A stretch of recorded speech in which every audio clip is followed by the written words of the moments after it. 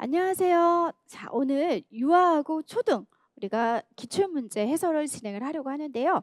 기출문제 해설뿐만 아니라 제가 문풀과 모의고사 때 적중했던 자료들도 같이 담았습니다. 그래서 왼쪽에는 교직연수뿐만 아니라 교육과정 A, 교육과정 B와 관련된 원문이 있고요. 그리고 이제 오른쪽에서는 선생님들이 볼 수 있도록 문제와 근거들을 쭉 한번 제가 이렇게 넣어놨는데요.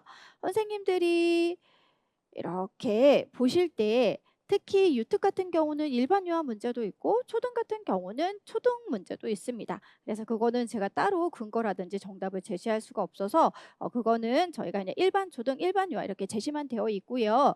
그리고 실질적으로 여기 나와 있는 교직 논술 같은 경우는 저희가 짧은 시간에 또 제가 자료를 만들어야 되기 때문에 유아와 초등 교직 논술은 생략을 하고 저희가 교육과정 A와 교육과정 B만 강의를 진행을 하려고 했습니다. 그렇지만 저희가 이 교직 연술도 그냥 낯선 문제가 나온 건 아니고요. 실질적으로 저희가 이렇게 다뤘던 내용들이 교직 연술로 문제가 출제가 됐기 때문에 선생님들이 이렇게 쭉 공부하시다가 말 그대로 그래도 문풀과 모의고사 때 많이 봤던 내용들이 나왔다 이렇게 많이 말씀을 해주셨습니다. 자, 그러면 이제 본문부터 한번 살펴보도록 할 건데요. 여기 보시면 시간표지법이라고 하는 것과 관련된 문제가 지문으로 출제가 됐습니다. 한번 먼저 볼게요. 선생님, 제가 드렸던 10분짜리 소그룹 활동 영상을 보며 지수로 관찰 기록을 해보셨나요? 관찰할 행동을 또래 상호작용 행동으로 정해서 시간표지법으로 기록해 봤어요. 라고 되어 있는데요. 여기는 시간표지법이 강론마다 해석이 다릅니다. 그중에 이제 첫 번째는 시간표지법이라고 했을 때 이승희 교수님 강론은 전체의 부분, 순간을 아우르는 용어도 있고요. 또 다른 응용행동 분석인 이호신 교수님 강론을 보면요. 시간표지법은 순간표지법을 얘기하기만 하기도 하거든요. 그래서 강론마다 약간은 포함하고 있는 용어의 범주가 좀 다르니까 그걸 먼저 참고를 하도록 하시면 좋을 것 같습니다. 그러든 우리는 여기서 이제 주어지는 내용들을 한번 살펴보시면 되는데요.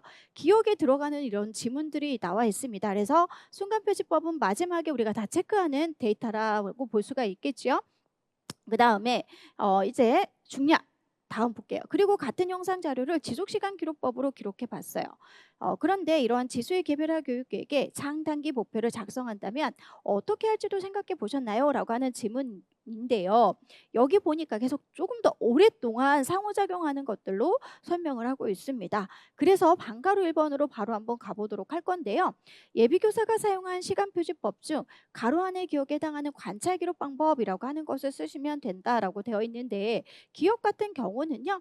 0에서 20, 21에서 40 지속적으로 우리가 체크를 했다라고 하는 것을 파악하기 위한 전체 간격 기록 방법, 정간 기록 방법, 전체 간격 관찰 기록 방법 등이라고 하는 것과 연결해서 사용하시면 될 것 같고요. 그리고 밑줄 친 니은을 고려했을 때라고 나오는 거 친구들과 조금 더 오래 상호작용이라고 돼서 조금 더 오래라고 하는 건 결국 뭘까요? 지속되는 것을 우리가 파악하기 위한 거거든요. 그래서 우리는 니은을 고려했을 때 시간표지법이 적절하지 않는 이유를 쓰시오라고 이제 보시면 되는 건데요. 여기서 말하는 시간표지법으로는 행동의 지속시간을 파악할 수가 없기 때문이다라고 해서요. 여기 나오는 지속시간이라고 하는 것을 간격을 연결해서 같이 해주시면 되겠습니다. 자, 그 다음에 디귿에 들어갈 내용들인데요. 장기 목표는 소그룹 활동 시간 중 10분과 친구와 상호작용할 수 있다로 정해봤고요. 그래서 이제 장기 목표 정할 때는 지수의 목표가 여기 보시면 정말 중요한 건지 우리가 사회적 타당도라고 하는 거 봤을 때 중재 목표의 중요성 뭐 이런 거 기억나시죠? 동의할 만한 건지 또래 상호작용 등을 고려해서 확보해야 된다라고 하는 거 역시 기출문제 출제가 되었던 사회적 타당도라고 하는 것과 관련된 정답을 쓰시면 됐던 문제였고요. 우리는 이와 관련된 지문들을 역시 문제에서 다룬 적이 있다라고 보시면 되겠습니다. 민우가 목표행동 수행에 진전을 보이지 않는다면 어떻게 해야 할까요? 진도 점검 자료를 분석해서 난이도를 조정하거나 행동을 작은 단계로 나누어 단계적으로 가르치는 것 등을 한번 고려해봐라. 그래서 진도를 점검하고 교사의 수행 점검해봐야겠어요 라고 하는 것이 나와 있는데요. 이거는 꼭 똑같은 어떤 강론에 있는 근거보다는 선생님들이 공부를 하시다 보면 장애인 등에 대한 특수교육법도 아시고 여러 배경적인 지식들을 가지고 있을 것입니다. 그에 따라 이제 보시면 바르게 수정해서 목적을 써라라고 하는 것의 문제인데요. 딱 보니까 목표를 지도하면서 민우의 수행을 본 후 평가 계획을 작성하는 게 아니라 우리는 목표 세울 때 평가 계획이라고 하는 것도 바로 작성을 한다라고 하는 게 개별화 교육 계획이라고 하는 거 수립하고 시행하는 것에 법 22조와 같이 연계해서 보시면 되겠습니다. 그래서 함께 작성한다라고 하는 걸 정확하게 작성해 주셔야 되는 문제였고요. 그에 대한 목적이라고 하는 것은 교수 활동을 정확하게 적용하고 있는지 확인하기 위해서라고 하는 것을 선생님들이 연결해서 정답을 작성을 해주시면 되겠습니다. 자, 그 다음에 2번 문제로 한번 살펴보려고 하는데 이것도 우리가 직접 다뤄봤던 거죠. 1화 기록에 대한 설명. 미술놀이 영역에서 유아들이 나비젓기 5단계를 따라 종이젓기를 하고 있다. 운우가 보라 옆에서 바라보며 앉아있다라고 되어 있는데요. 여기 보시면 이제 잠깐만요. 이렇게 밑으로 가야 문제가 있네요. 기억에 적용할 수 있는 활동의 단순화. 사실 활동의 단순화라고 하는 것은 또 구책이죠. 저희가 유아특수 교육을 공부하신 분들은 이소영 교수님의 1판도 있고 2판도 있습니다. 1판에 있는 내용이죠. 활동의 단순화. 그래서 이것을 저희가 1판도 있고 2판이 있어 최근 2판 내용들로 공부했지만 작년 25학년도 그리고 올해는 1판 버전으로 다시 문제가 출제가 됐던 이런 경향들이 있네요. 그래서 5단계를 4단계로 한다, 3단계로 한다 이렇게 해서 우리가 과제 분석의 의미로 문제를 조금 더 낮춰주는 것과 연결을 해서 쓰시면 되는 부분이었습니다. 그래서 5단계가 아닌 4단계, 3단계, 2단계. 근데 보통 한 3단계로 많이 하더라고요. 그리고 나비젓기 5단계를 따라 종이젓기를 하고 있다. 은우가 보라 옆에서 바라보며 앉아있다. 심심해 보이는 은우가 친구들과 함께 나비를 적고 싶은지 색종이를 꺼낸다.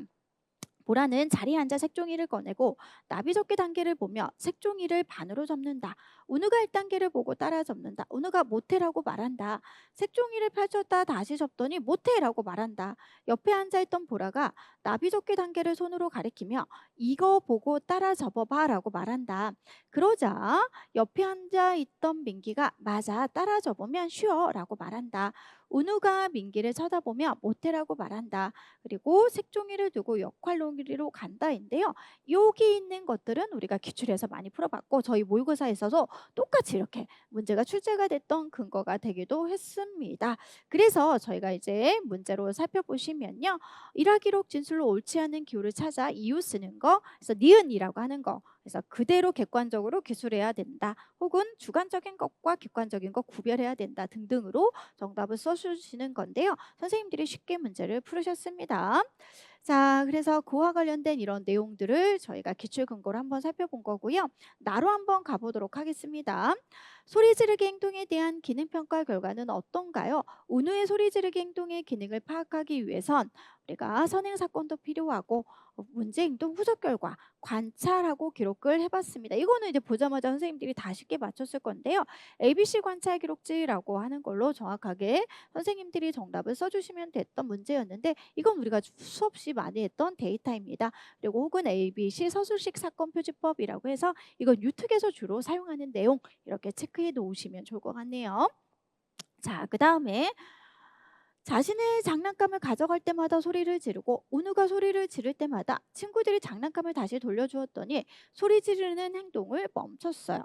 관찰 기록 바탕으로 기능 평가를 한 결과 은우의 소리 지르는 행동의 기능은 뭐뭐였어요 라고 나와 있는데요. 여기 보시면 장난감을 가져갈 때마다 라고 되어 있지요. 그래서 이 아이에 해당하는 기능은 장난감 얻기라고 하는 걸로 그대로 작성을 해주시면 되고 고려할 점 이거는 많이 나오지요. 그래서 강론마다 약간씩 다른데 저희가 자폐에서 배웠다는 거는 배웠던 내용은 반응의 효율성, 반응의 인식성, 반응의 수용성으로 주로 외우시고요. 우리가 행동수정 관련된 강론과 연결한다면 아이의 문제 행동은 우리는 적절한 행동이라고 하는 것으로 교체할 때는 말 그대로 동등한 기능으로 대체해 줘야 되는 것 등등이 다 고려 사항으로 나와 있었다라고 해서 여기에 해당하는 문제도 다 기출해서 저희가 살펴봤던 부분이다.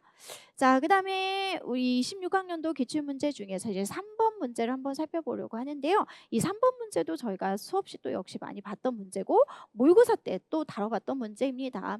우리 준수가 병원에서 자폐성 장애로 진단을 받았어요. 그럼 우리는 이 진단이라고 하는 것을 딱 듣자마자 평가의 단계를 보시면 선별도 있고 그리고 의뢰전 중재도 있고 진단 특수교육 대상자 에 관련된 적격성을 부여하는 거 그리고 저희가 배치하고 난 후에 개별화 교육 계획을 수립하고 설계하는 관련된 내용들을 선생님들이 평가의 단계에서도 보셨고 장애인 등에 대한 특수교육법에서도 봤는데요. 이것은 거의 매년마다 출제가 되는 굉장히 이쪽에서는 자주 출제가 되는 문제 파트이지요. 자, 그래서 진단을 받았어요. 의사 선생님께서 특수교육을 가능한 빨리 받으라고 하시더라고요. 준수는 바로 특수교육을 받을 수 있나요? 어머니, 장애 진단을 받았더라도 바로 특수교육을 받는 것은 아니고 땡땡의 절차를 거쳐야 특수교육을 받을 수 있어요. 라고 하는 거, 이거 이제 관련된 내용이죠. 특수교육을 받기 전까지 우리가 준수를 위해 무엇을 할 수 있을까요? 우선 준수에게 의뢰전 중재라고 하는 거, 이거는 과거 중등에 우리가 나왔기도 했었지만 그 전에 유특에서는 용어 쓰는 거, 목적 쓰는 거 이런 것들이 다 문제가 출제가 됐습니다. 자, 이제 한번 가보도록 하겠습니다. 가의 기억에 들어갈 용어 그리고 가의 밑줄 친 니은을 시행함으로써 얻을 수 있는 기대 효과를 한 가지 쓰시오라고 되어 있는데요. 아까 말씀드린 것처럼 법적인 부분에서 특수교육 대상자를 선정 절차라고 하는 것을 거쳐야 우리는 적격성으로 특수교육 대상자 중에서도 이 아이는 자폐 스펙트럼 장애라고 하는 것을 통해서 추후에 우리는 적격성이 부여가 된다면 배치가 되고 개별화 교육 프로그램이라고 하는 것을 통해서 진전도로 점검하고 평가하는 것과 연계해서 볼 수 있다라고 말씀을 드렸죠. 자, 특수교육을 받기 전에 우리가 준수를 위해서 할 수 있는 건 무엇일까요? 의뢰전 중재라고 하는 것의 기대 효과입니다. 그래서 특수교육 대상자로 선정되기 까지 기다리는 동안 발생할 수 있는 교육 공백을 최소화한다라고 하는 것은요. 기다리는 동안에 또 우리는 교육을 계속 지속적으로 할 수 있다라고 하는 말과 연결해서 쓰셔도 되고요.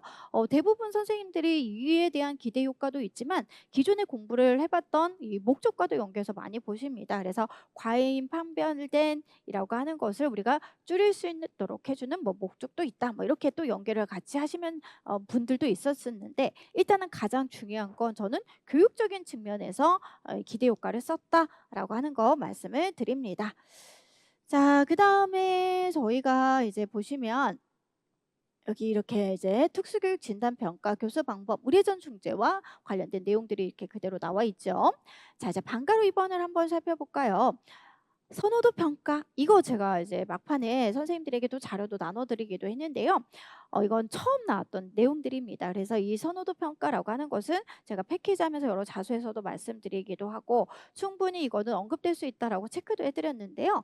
이것을 이제 보시고 많이 당황한 선생님들도 계셨다고 합니다. 결국은 우리는 계속 한 줄로 세워서 합격을 딱 자르는 이 상대평가이죠. 그렇다고 한다면 누구나 모르는 문제 계속 열어놔를 봐라. 누구나 틀리는 문제가 있다. 그렇지만 확실하게 선생님들이 누구나 틀리는 문제에서는 틀려도 되지만 알고 있는 것에서 실수를 하지 않는 게 정확하게 선생님들이 합격을 하는 비결이다 말씀드렸습니다. 그래서 선호평가 처음 보는 분들은 당황하실 수 있는 문제다라고 하는 걸 말씀을 드리고요. 그래서 우리는 관련된 정답으로는 질문도 있고 관찰도 있고 시행 기반 평가 한 가지 쓰시면 되는 건데 기존에 봤던 선생님들 중에서는 이 부분을 이제 좀 당황했다. 왜 한 번 더 많이 우리가 출제가 되거나 언급된 내용들이 아니기 때문에 그렇다.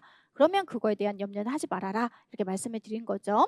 그리고 A를 고려해서 리을에 대한 현상의 명칭인데요. 이것도 계속 이제 나오는 것 같습니다.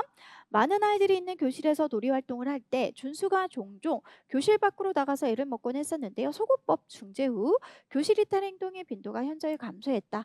그런데 최근 며칠간 교실을 이탈하는 빈도가 다시 증가했다. 이거 우리 보시면 그런데 감소를 했고요. 그리고 최근 며칠간 다시 증가했다라고 하는 것은 자발적 회복인 거죠. 그래서 선생님들이 기출에 나왔던 용어를 보시면 자발적 회복 물론 초등에서도 나왔었고 중등과 연결했던 뭐 어떤 지문들도 있는데 같이 따라다니는 세트가 뭐였었어? 말 그대로 속어 폭발, 속어 발작이라고 하는 것들도 같이 연계해서 보시면 되는 거죠. 그래서 이런 문제들을 저희가 다 한 번씩 풀어봤습니다. 그다음에 이거는 이제 교육과정 내용이죠. 그래서 100% 이제 암기하는 내용입니다. 그래서 이것도 저희가 모의고사 때 계속 연습해 봤던 문제입니다. 유아의 개별적 요구에 따라서 특수교육이 필요한 발달 영역 중심으로 IEP를 수립한다라고 하는 거 정확하게 교육과정 내용대로 작성을 해 주는 문제였습니다. 자, 그다음에 26학년도 기출문제에서 이제 4번 문제를 살펴보시면 4번 문제부터는 특수에 관련된 문제와 일반 유아가 이제 섞인 그런 내용이다라고 살펴보시면 되는데 토마토 체스 많이 풀어봤죠. 그래서 쉬운 기질, 까다로운 기질, 그리고 더딘 기질 중에서도 한 가지를 지금 물어본 내용이었습니다. 한번 볼까요? 민규는 친구들이랑 사이좋게 잘 지내나요? 자기 반이 동그라미 반이라고 많이 좋아해요. 민규는 친구들과 재밌게 놀다가도 갑자기 화를 내면서 소리를 지르거나 불안해하는 모습이 보이는 경우가 있어요. 그래서 친구들이랑 종종 다툼이 일어나기도 해요. 아, 그렇군요. 민규가 영화일 때 밤에 자주 깨고 안아주는 경우도 잦았고 밤낮도 자주 바뀌었어요. 그리고 우리 아이가 배변도 불규칙했습니다. 지금도 환경이 조금만 바뀌어도 적응하는 데 힘들더라고요. 이거는 까다로운 기질, 난기질이라고 해서 저희가 많이 풀어봤고요. 그다음 2번 매슬로우와 관련된 부분은 저희 쪽이 아니어서 선생님들이 이제 각자 또 보셔야 되는 문제였습니다. 자, 그다음 민구가 집에 오면 늘 이야기해요. 유치원에서 친구들이 자기를 좋아해 주면 좋겠고 다른 반 친구들이 아닌 동그라미 친구들과 재밌게 놀이하고 싶다고요. 그리고 보시면 또래 지명법, 또래 평정법 등등과 관련된 사회적 기술인데요. 실질적으로 이제 여기서부터 일반 유아가 추가가 된다라고 말씀드렸는데 제가 모의고사 때 일반 유아 문제도 같이 냈거든요. 그래서 생각보다 일반 유아 적중률이 굉장히 높았습니다. 그래서 제가 유특 모의고사 때 이런 사회적 기술이라고 하는 사회적 문제와 관련된 검사 도구도 같이 연계해서 선생님들이 문제를 풀어봤던 것이거든요. 그래서 이 문제 보고 선생님들이 당황하지 않고 잘 풀었다 이렇게 말씀을 해주십니다. 그래서 일반 유아 문제에서도 저는 똑같은 이런 다루었던 내용들이 문제가 출제가 됐다라고 하는 것을 말씀을 드리고자 쭉 한번 읽어드렸습니다. 그래서 반가로 1번을 저희가 제외한 나머지들 등은 일반 유아와 관련된 문제이다 이렇게 체크를 해두시면 될 것 같습니다. 자, 그다음에 이제 5번 문제를 한번 살펴보려고 합니다. 이것도 이제 요즘의 흐름이다라고 해서 중도중복과 관련된 손땀 얘기를 많이 말씀을 드렸는데요. 그와 관련된 정답을 쓰는 거였습니다. 자, 선생님 오늘 물감놀이 시간에 시우의 코에 물감이 묻었어요. 거울로 시우의 얼굴을 보여주니 거울 속에 비친 모습이 자신과는 아무런 관련이 없다는 듯 거울을 만지더라고요. 시우는 아직 거울 속에 비친 모습이 자신이라는 걸 알지 못하는 것 같아요. 현태도 코에 물감이 묻어서 거울을 보여주었더니 코에 묻은 물감을 닦으려고 자신의 코를 닦더라고요 라고 하는 게 나왔습니다.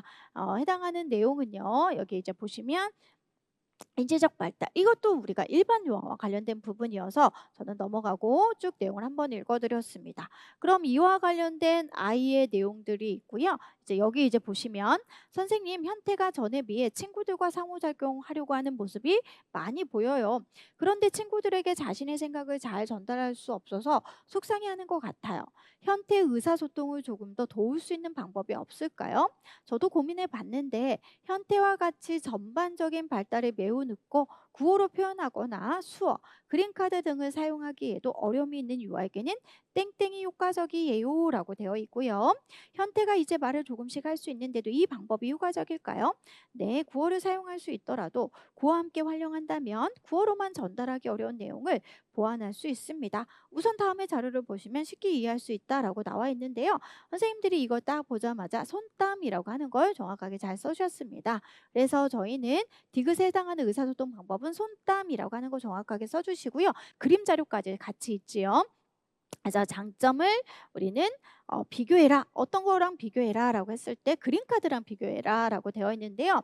그럼 그림카드는 항상 들고 다녀야 되지만 손땀은 우리가 들고 다니지 않고도 쉽게 사용할 수 있다와 연결되어 있는 부분이죠. 그래서 도구를 들고 다녀야 되는 그림카드와 달리 손땀은 도구 없이 쉽게 사용할 수 있다라고 하는 것과 연계해서 정답을 써주시면 됐던 문제였습니다. 자, 그다음에 이제 비와 관련되어 있는 신발 신기에 대한 이것도 이제 기출에 나왔던 내용들을 저희가 그대로 또 다뤘던 있었던 부분입니다. 시우가 신발 신는 것을 어려워하는데 어떻게 지도하면 좋을까요? 시우에게는 신발 신는 방법을 세세하게 과제 분석을 해서 가르치는 것이 적절하겠지요. 그래서 제가 미리 과제 분석을 해보았답니다. 라고 되어 있습니다. 1단계에서 7단계까지 순차적으로 가르치는 거, 우리가 이거를 전진형 이렇게 설명을 하죠. 그런데 본인이 여기서는 마지막 단계부터 지도한다라고 되어 있습니다. 딱 이거 마지막이라고 하는 거 보자마자 후진형 행동연세라고 하는 거 저희가 알 수가 있지요. 그래서 보면 B는 후진형 행동연세라고 하는 것과 관련해서 전체적으로 작성을 해주시되 역시 비교하는 문제입니다. 장점을 이율과 비교해라 라고 되어 있는데요. 선생님들이 실질적으로 양명희 교수님 책을 보면 여러 장점이 나와 있습니다. 근데 여러 장점 중에 쭉 보자마자 우리가 강화라고 하는 것과 연결되어 있는 장점이 있죠. 그래서 실질적으로 후진형 행동 연세라고 한다면 매 회기마다 우리는 무엇을 해준다? 자연적 강화라고 하는 걸 받는 게 가장 큰 특징이지만 전진형 같은 경우는 각각의 단계를 순차적으로 완수할 때는 인위적인 걸 받지만 매 회기 마지막에만 자연적 강화를 받는 거죠. 그거와 연결해서 쓰시면 되겠습니다. 그래서 매 회기 중에서도 마지막에서만 자연적 같지만 후진형은 모든 훈련에서, 그래서 모든 매 회기 자연적 강화라고 하는 것과 연결해서 쓰면 됐던 문제였습니다.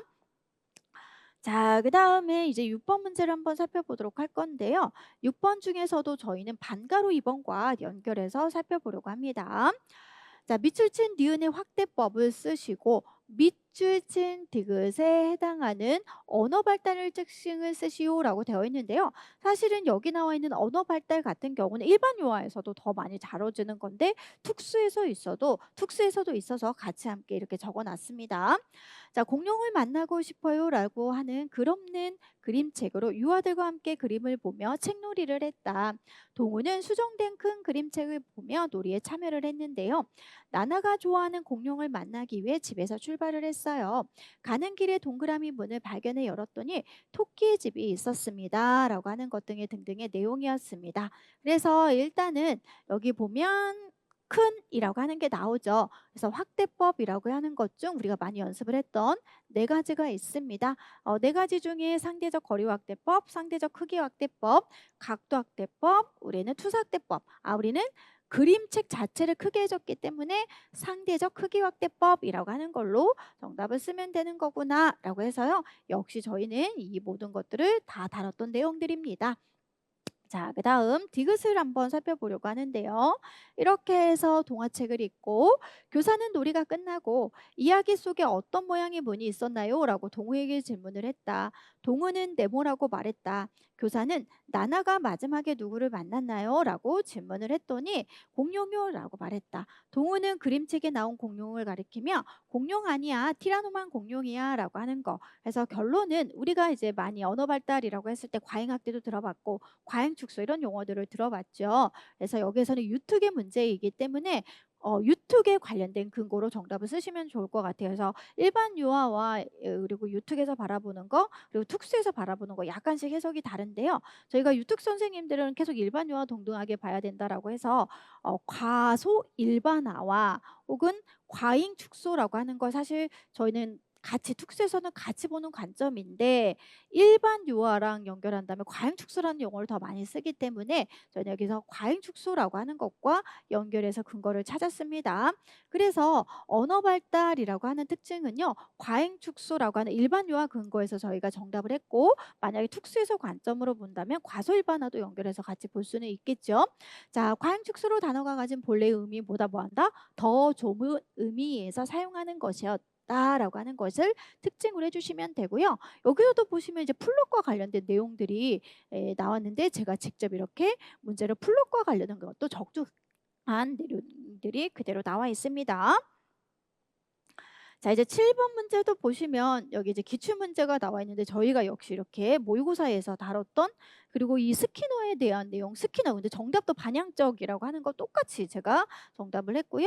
그리고 언어교육이라고 하는 것도 언어교육 접근법 똑같이 적중이 됐던 일반 유아 문제들입니다. 그래서 일반 유아이기 때문에 제가 적중된 것만 쭉쭉쭉 훑고 지나갔고요. 그다음에 8번 문제도 일반 유아 문제인데 역시 콜버그에 관련된 내용들 그리고 이렇게 도덕성 통계 가족관계와에 관련된 친사회적 만족 지원과 관련된 문제들, 그리고 역시 갈등을 해결할 수 있도록 해주는 이 모든 일반 유아 문제들을 저희가 실제 어디에서도 다뤘다, 저희 모의고사에서 다 다뤘던 문제들이 출제가 됐다, 이렇게 체크를 해주시면 되겠습니다.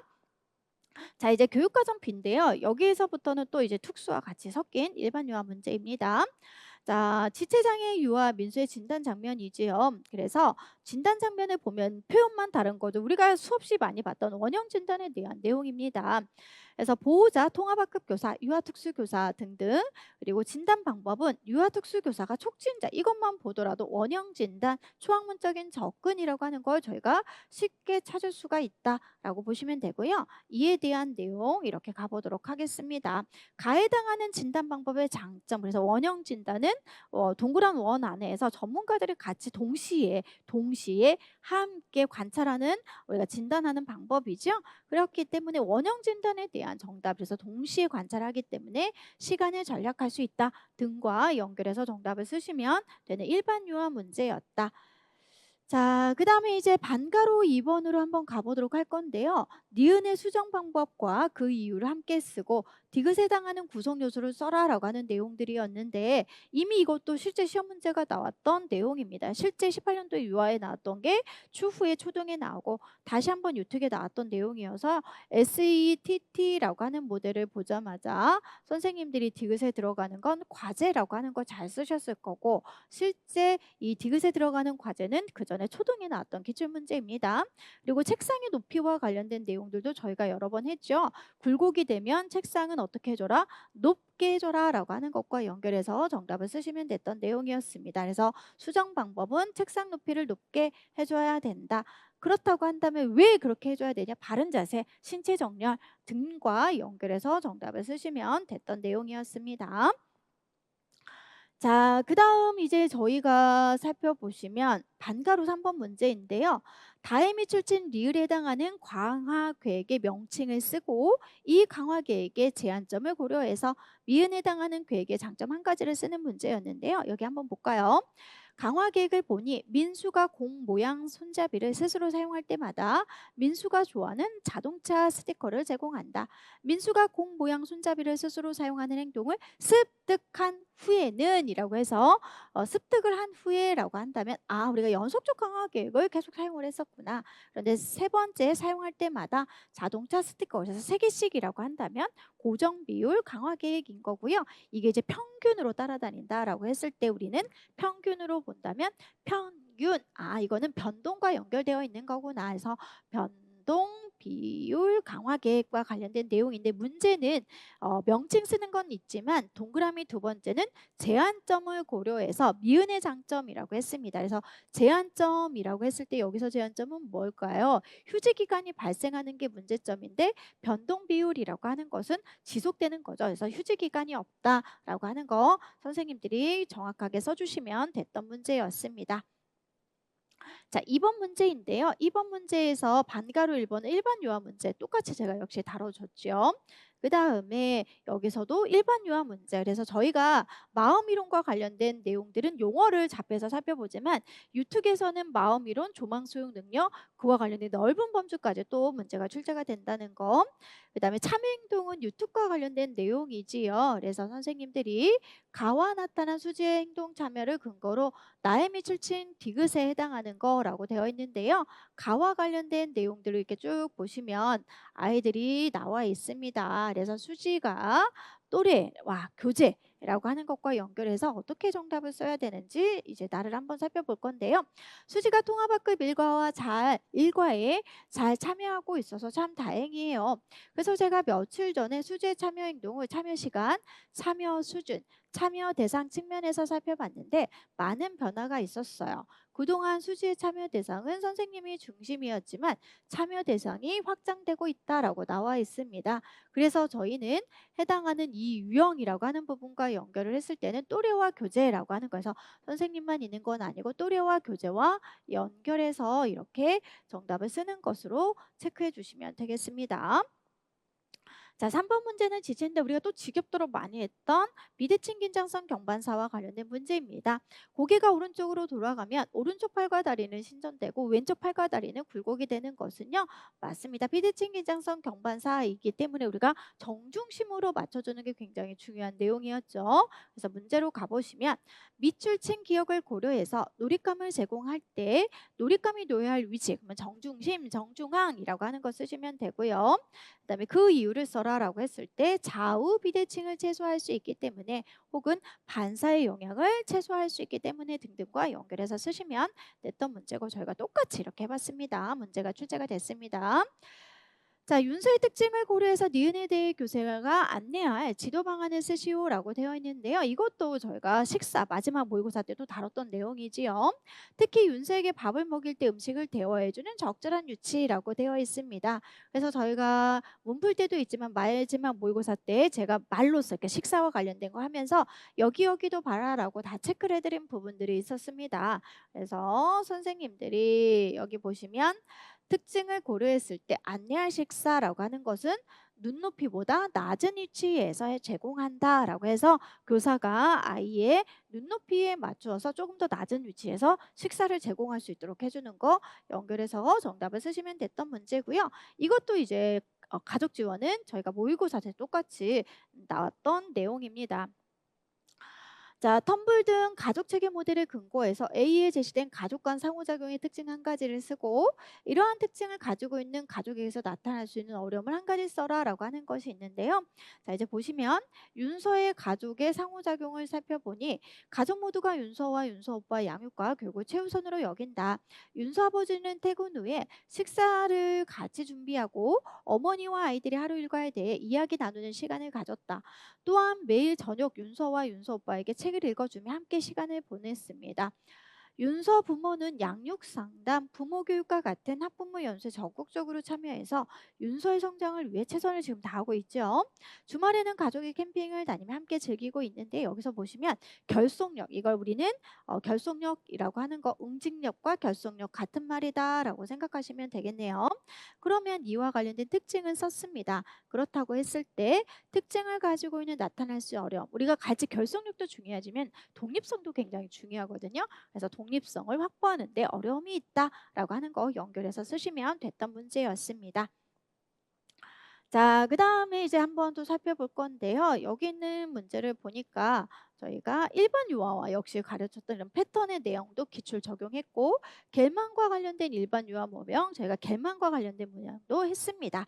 그래서 저희가 봐야 되는 문제는 방가로 3번만 특수와 연결되어 있는 문제여서요. 먼저 문제부터 보고 지문으로 가보도록 하겠습니다. 나의 밑줄친 리을에 해당하는 집단 강화 유형의 명칭을 쓰는 거에서 간단하게 명칭을 써주는 거였죠. 자, 색종이 자르기 놀이 후에 색종이 조각 5개씩 정리한 유아에게 보석 스티커를 하나씩 주기로 했고요. 우리 반 전체 유아들과 약속을 정하면 어떨까요? 유아들 모두 보석 스티커를 좋아하니까 그렇게 정하면 좋을 것 같아요 라고 지금 설명하고 있어요. 그래서 색종이 조각 5개씩 정리한 유아에게 하나씩 준대요. 그렇다면 우리는 각각 완수한 정리를 한 학생들에게만 스티커를 주는 독립적 집단 강화라고 하는 거. 그래서 이 집단 강화도 연습 많이 했죠. 자, 5번 문제도 저희가 일반 유아 문제만 이렇게 반가로 1번도 있고 그다음에 반가로 2번. 그래서 반가로 3번만 가보려고 합니다. 반가로 3번에서 리을에 해당하는 학습 단계 명칭이라고 되어 있는데요.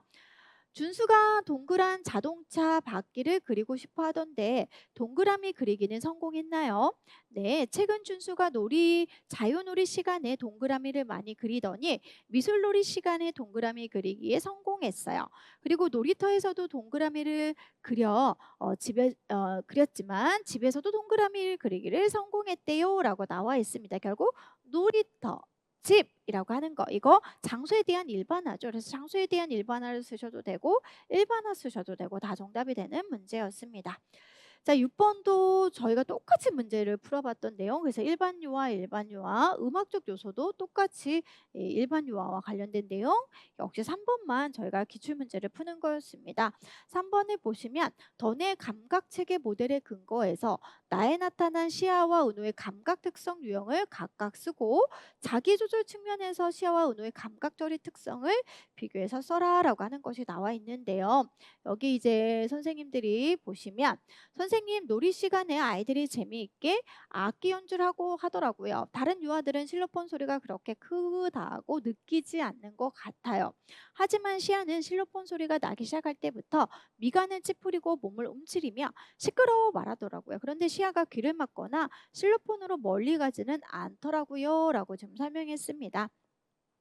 자, 여기 이제 보면 이 아이가 몸을 움츠리거나 미간을 움츠리는 거, 아시아 같은 경우는 감각 민감이라고 하는 것에 대한 유형이구나. 그래서 민감하기는 하지만 적극적인 행동이 보이지 않는 수동적인 거고요.